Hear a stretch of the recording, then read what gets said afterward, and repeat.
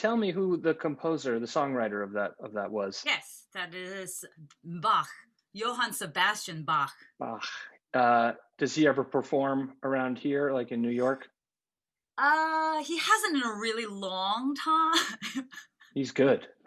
Will you tell us who you are, real quick? Oh yeah, I'm K. Marie Kim. I'm a musician and audio engineer here in Brooklyn, And New York. how long have you been playing? I guess I started taking piano lessons when I was 5 years old, and I'm now going to reveal my age. I didn't want to ask. Ooh, well, I'm 33, so that's, you do the math. It's been a 28. long I time. did it really fast. Wow. Oh my How gosh, long? that's a long time. Sorry, I had not done the math in a while. How long did it take you to learn that piece? So that piece is probably, so I learned it initially when I was, I think 16, I want to say. Or maybe, no, you know, this was for my grade 10, so that would have been, I would have been like 14 or 15. But Okay. anyway, I was young. I probably took, like, you know, a lot of kids who were kind of serious about music. Like, I went to music school, like kids practiced like hours every day. I was not one of those kids. I don't like to admit it because, like, I don't know, it kind of looks bad. But I probably learned the piece over like a 6 to 8 month period.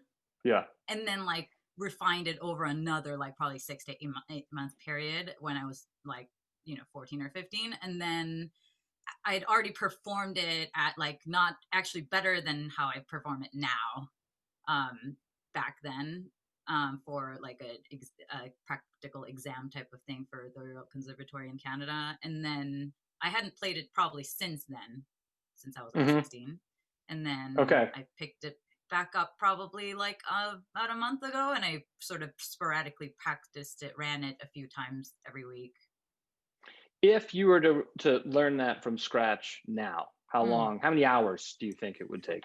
Good question. I think if I focused and also it's not so much like the actual number of hours. It's actually, I find that I absorb and actually learn things better when I do short hours every day, right? So I think that if I put in like a solid full hour of practice a day to just this piece, learning just that piece from scratch, it would probably take me about 2 months to get to where I was. Why you continue to make me do math? So that about 60 hours total. About 60 hours, maybe. Okay, great. I don't mind doing the math. Thank you. I just, contrary to popular belief, again, it's Asian. I don't know. The arithmetics in the head is actually not that easy. Not even touching that one. So when you sent me the video, you expressed the concern about what your mouth was doing while you played. What was your concern there? Well, it's a historical issue. Since I was small, I just have, I think a lot of people have this, like, you do things with your body that you don't realize when you're really focusing in on something that is sort of taking all of your mental and emotional and cerebral effort. So like literally in every photo of like nice recitals that my mom takes, or like the photographer at the recital takes, like ever since I was a kid, every goddamn photo I'm like, it's like not even a relaxed open mouth, it's like this weird, like kind of like tense, with the tongue is like slightly out but not all the way out, and like sometimes like I end up drooling a little bit, and it's just like, really, I don't know what it is. You don't drool. Thank you so much. It's just like, I've never seen you drool. Thank you. That means a lot, because I don't know sometimes. But yeah, it's just like I do this weird thing and especially for like playing cello, I don't know, it like takes more focus on the different parts of the body or something. It's just like my mouth just does this weird thing where it kind of, I don't know. I can't even. I think that's interesting. All of your resources and focus are so fine-tuned towards something completely different, that you forget the social instinct to make sure your face doesn't look like that. Right? Like, can you do an impression of your musical O face? Probably. It's not your O face. It's actually not the O face. Yeah, the O face is different. My O face is slightly different. It's like when it's like easy and I'm getting into it, that's the O face. Uh-huh. Uh, Let's look at both of those. So let's okay, just your okay. focus So face this and is then my, your O I face. think, I think this is my focus face from what I think That looks right. about That's there. good. Yeah. Okay, now go for O face. O face is probably like,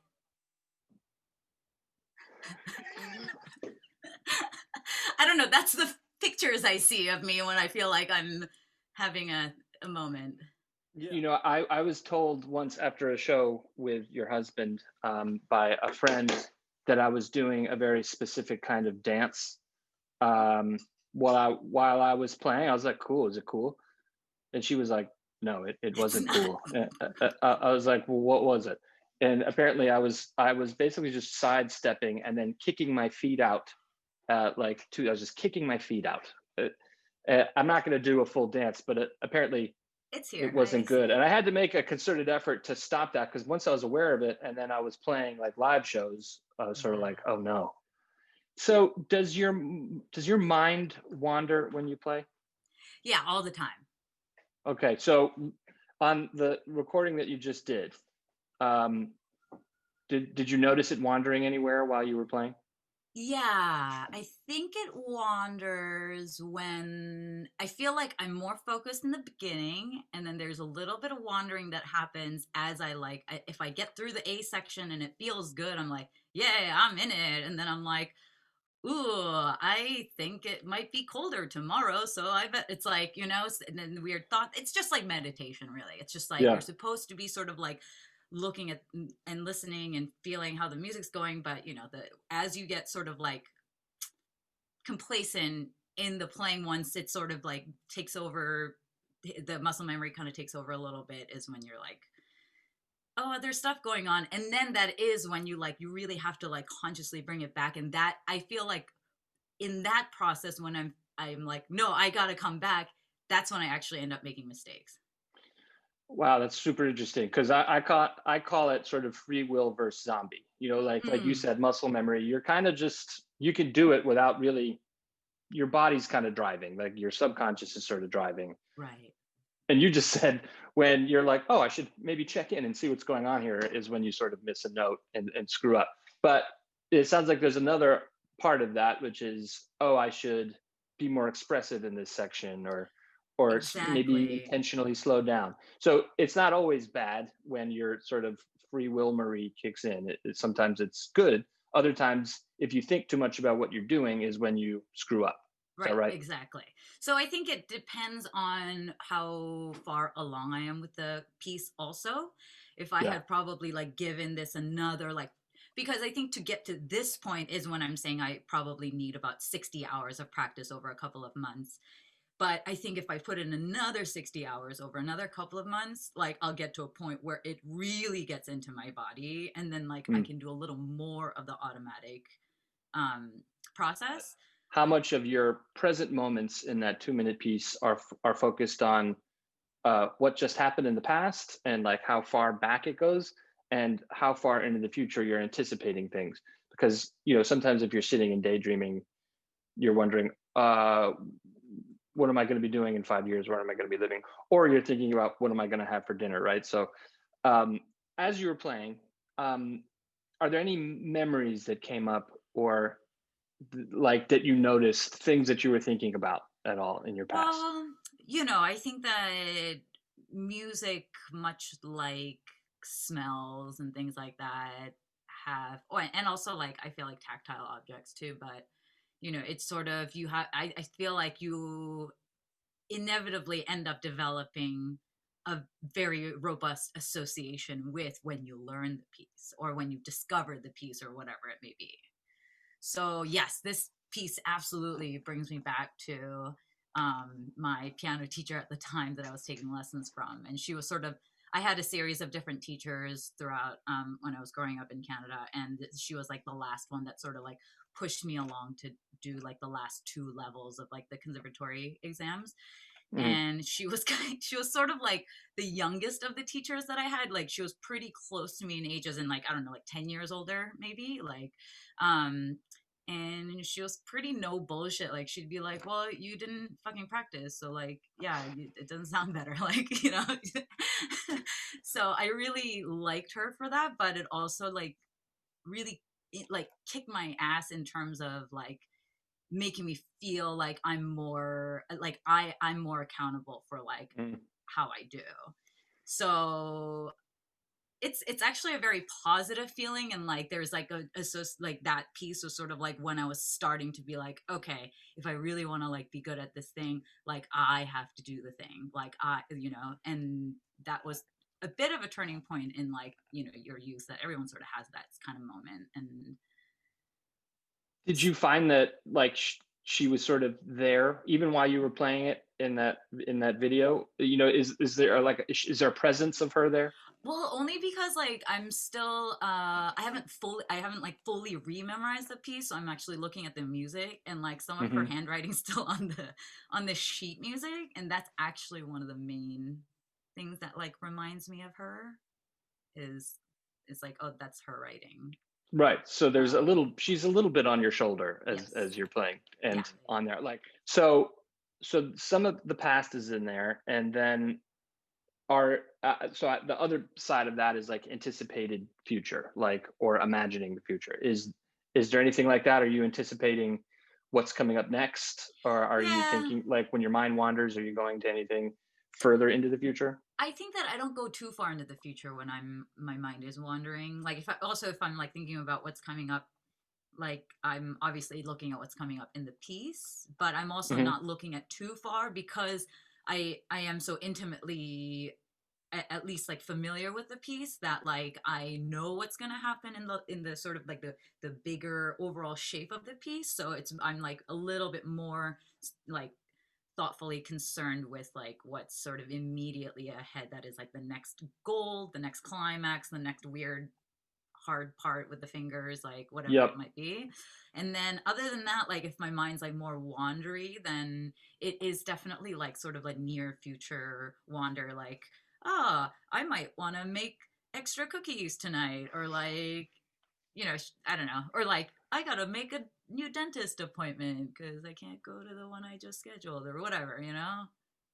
Do you have a way of kind of snapping yourself out of that and refocusing, or you just Yes. sort of, do you have a specific way of doing that? No, not really, but like whenever I sort of like catch myself doing it, I actually am really careful, because I find that like if I like snap back too quickly, it's sort of like that is when I feel like I make more mistakes. Is like when Hmm. I try to snap back too quickly. So I sort of like try to ease myself back, and which sounds really dumb because I go from like, yeah, okay, cookies, cookies, yeah, all right, B section, here we go. You know, like I don't really, it's not really what's happening, but that sort of like is the feeling of how I'm approaching my mind wandering. There's a number of double entendres in this whole thing because I'm calling the experience of being involved in a focus thing a fugue, right? And you, brilliant musician that you are, actually could play a fugue. And now we're talking about the story of being in a fugue-like state, playing a fugue. And I also call the story of reminiscing about what that fugue was a fugue. So that's a triple entendre. This is more of a double entendre about dissonance and resolution. So music obviously filled with dissonance and resolution, but um, there's an aspect for me of playing music or anything where you feel like tension and release, sort of the Right. same idea. Do you have while you were playing that in the video that we watched, did you have any feelings of tension and like release during that performance? So Bach is so brilliant in how he, you know, just his writing is perfect. So it's like he provides all those things for you. So I think Right. in that way, it's like he sort of is like a really, I sort of compare him to like a great screenwriter who's able Mm-hmm. to just like give you the things, but not like, but he's not like overt in his expressions either. You know what I mean? Like Debussy, and like maybe not quite Debussy, but like Chopin is like so like like just overtly dramatic and expressive, and so it's a little bit of a departure from that kind of tension and release, because that is like sort of almost exaggerated in a way, whereas this is like a little bit more reserved, but like it is more sort of contained within the writing itself. Right. So I think I feel a release every time we come to some sort of harmonic or rhythmic resolution. And Right. it's like very innate. I almost like don't have to think about it. And I wonder if it's like that's a result of like me having been exposed to so much classical music and only classical music when I was younger, or just the fact that I'm very well acquainted with this piece in particular, or whatever. But yeah, Sure. So you were kind of guided by it yes. because of the composition, Totally. basically. And it's also Yeah. obviously my teacher was very good about sort of informing me of the shape that I should be feeling in the piece. Did you have a specific mood or feelings or emotions while you were playing? Um, just like an overall feeling of, I don't know, I feel like anytime I'm like sort of practicing piano, I, especially classical piano, I am kind of transported into like being in middle school and high school. Like, Uh, which sounds weird because I feel like I enjoy practicing piano more now than ever. Me too. And isn't that weird? I'm like, wow, I enjoy studying and playing piano I and know. stuff. Like it's so weird. I don't think it's that weird. I think it's, I mean, I don't know about you, and you mentioned it earlier, I don't love meditating, but this is sort of my form of meditation, like the way a sport is, because like we were talking about anticipated future, you don't have to worry about what the hell's going to happen tomorrow or Totally. a week from now or months from now. It's just get to the next part. Yeah. So it feels, it's grounding in a really nice way. I think Yeah. that's probably one of the reasons it is good. But so there Yeah. wasn't any specific elation or um, I don't know, bittersweetness or sadness I or guess a little bit of bittersweetness. Just like kind of melancholy, like kind of maybe yeah. nostalgia a little bit because it's an Because, older, old, piece that reminds me of a long time ago. mm-hmm. So nostalgia. So I think a lot of nostalgia, but also just like, I don't know, something about these Bach pieces, just like, when you just like are looking at a really pretty, beautiful, like well arranged, like bouquet of flowers, or like a lovely, like garden, or like just a really pretty cat that has like the perfect, like little paws or something. And you just like kind of just go like, like, yeah, that kind of like, Mm-hmm. that is nice. That feeling, I Yeah. definitely get that when I play a Bach piece like front to back. I'm like, when that last chord happens, I'm like, that was nice. Like, I don't know if that makes sense. No, it's very communicative what you said. Actually, it is sort of relates to the dissonance resolution. Like I think you're feeling a sense of satisfaction a little bit, Yes, um, absolutely. while like in a positive nostalgia. Because a lot of Yeah, people say nostalgia, the whole Mad Men thing, like the pain of an old wound. Sometimes it is a little bittersweet. It's sort of like, God, I can never get the past back. But it's framed as a nice thing for you. It totally. sounds like, yeah. Yeah. So this is the mind of Marie while playing a 2-minute fugue. I guess to close, I'm going to ask you a simple question. Hard to pick favorites, but what is the song you've probably played the most in the last year? Not played, but listened to. Well, you know what? Let's do both. Played and Oh, listened to. but honestly, I think that the thing that I have been playing on repeat for like not even just the last year, but maybe like the last like 2 years is this artist named Tierra Whack. Mm-hmm. She's based out of Philly, and she is so dope. You have to go listen to her. She has like kind of like a continuous concept album of like 15 1-minute tracks with an Cool. accompanying visual experience, and it's Okay. fucking sick. And then what is the thing you've probably played the most as a musician? Or something, but I do love this version of Oscar Peterson's gosh, it's off of his Canadian suites. I think it's called Wheatlands. Mm-hmm. Wheatland or Wheatlands. But yeah, just the A section of that tune, I just is really beautiful. So anytime there's a nice like piano that I can just sit down at, that's sort of the first thing that sort of like comes in your hands. Comes to my hands. Yeah. Yeah. Wicked. One thing I also wanted to add about the fugue of the fugue is that another big thing that my mind also has to like always sort of like come back to, because it's less obvious. It's really it's really easy to follow the one melody when there's one clear melody in the piece, and then you can like sort of then like detach and like, oh, check out the bass line, check out the whatever. But like with these fugues, it's like literally like melody, melody, melody, melody, melody, melody, melody, and then this other kind of melody in the middle, and then this other melody, melody, melody, melody. So it's like everything's a goddamn melody, and like there are more important melodies than others, but like I'm constantly being like, yes, the inner moving line, this one is going down, so I gotta shape it to go down, while this is going like, there's like, so like that I think is like one of the things that you probably won't stop thinking about even when you're like super comfortable with a fugue, because of the many moving parts and the way that you have to emote all of them to really like consciously shape them all the time is like, right. Never. I think the reason it's such a cool like thing to hear about in terms of what your experience is like, because one of the reasons that it's called fugues is because fugues having multiple simultaneous melodies like that, I'm sort of equating to the experience of basically anything, like your mental experience of anything. We've described a whole bunch of different things going on, different feelings, memories, anticipations, like moments that feel like muscle memory, and other things where your sort of will comes online to instruct something.